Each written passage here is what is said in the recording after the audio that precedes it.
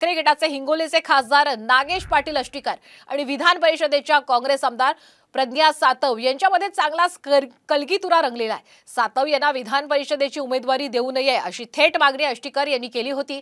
यावरूनच आता दोन्ही नेत्यांमध्ये वादावादी सुरू आहे।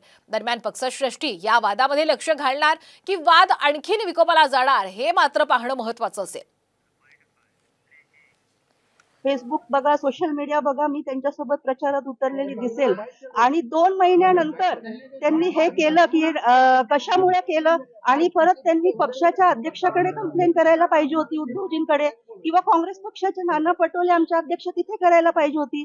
त्यांनी जनरल सेक्रेटरी दिल्लीतले त्यांना कधीच माहित नसावे, त्यांच्याकडे जाऊन कंप्लेंट का केली? म्हणजे त्यांना कोणीतरी रिमोट म्हणून ऑपरेट करते हे याच्यातून सिद्ध होतं। त्यांनी लक्षात घेतलं पाहिजे की माझ्यापेक्षा ते सिनियर नाही आहेत, माझ्यापेक्षा ज्युनियर आहेत आणि रिमोट कंट्रोलवर चालायला नागेश पाटील काही इतका छोटा माणूस नाही आहे किंवा इतका नादान नाही आहे।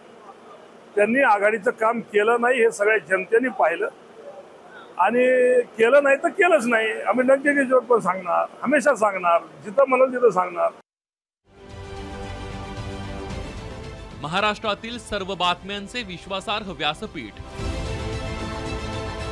सकाळच्या सर्व सोशल मीडिया प्लॅटफॉर्मला लाईक, फॉलो आणि सबस्क्राइब करा। तसंच सर्व नोटिफिकेशनसाठी बेल आयकॉन प्रेस करायला विसरू नका।